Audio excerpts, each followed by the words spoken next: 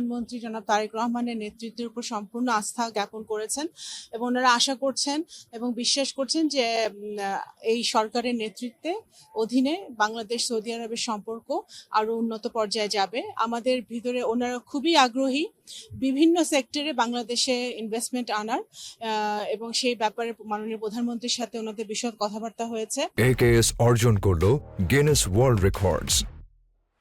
AKS বিভিন্ন সেক্টরে ওনারা এখানে fisheries, food, AI, technology, renewable energy, solar energy, বিভিন্ন সেক্টরে ওনারা সৌদি আরবের সরকার এখানে বিনিয়োগ করতে তারা অত্যন্ত আগ্রহী।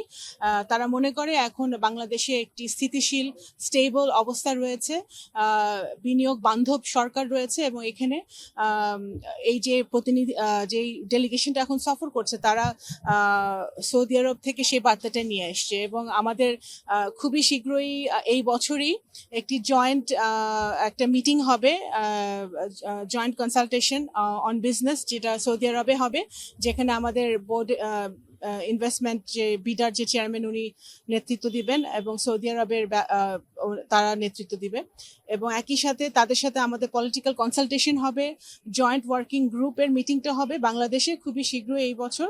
এবং এই সফরটি অত্যন্ত ফলপ্রসূ ছিল এবং মূলত তাদের এই উদ্দেশ্যটা ছিল আমাদের, আপনারা জানেন যে রিসেন্টলি গালফ ওয়ারে আমাদের বাংলাদেশি কিছু ভাইরা ওখানে নিহত হয়েছে সৌদি আরবে 3 জন, তাদের কথা ওনারা স্মরণ করেছেন এবং তাদের সম্পূর্ণ সহযোগিতা ছিল সৌদি আরব সরকারের, যাতে আমরা আমাদের ভাইদেরকে যারা মৃত্যুবরণ করেছে তাদেরকে ফিরিয়ে আনতে পেরেছি আমরা তাদের সহযোগিতায়।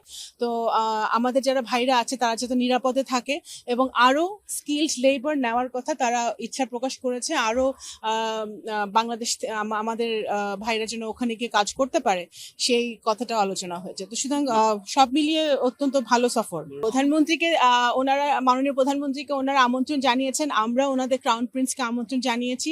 ইনশাল্লাহ সামনে সফর হবে আমাদের দুই দেশের মধ্যে, সেটা আমরা আশা করছি।